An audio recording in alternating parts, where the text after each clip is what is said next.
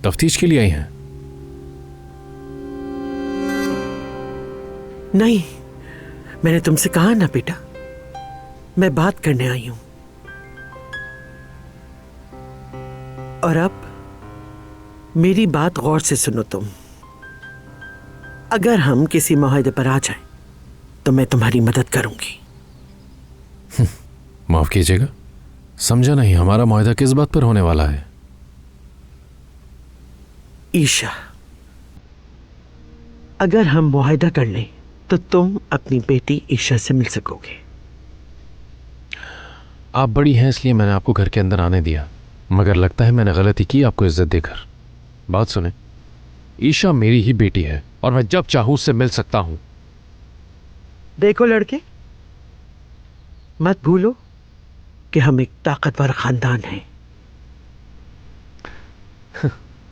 जब अदनान और दानिया को कस्टडी मिल जाएगी तो वो तुम्हें अपनी बेटी से नहीं मिलने देंगे। वो तुम्हारी शराब नोशी की आदत को बहाना बनाकर तुम्हें दूर रखेंगे।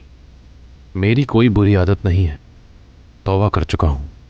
ये कह क्या रही हैं? क्या मुझे धमकाने के लिए आई हैं?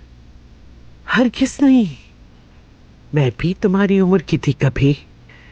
जानती हूं जवानी कैसी होती है, लेकिन तुमने अभी बुढ़ापा नहीं देखा है, बिल्कुल नहीं देखा है। देखो,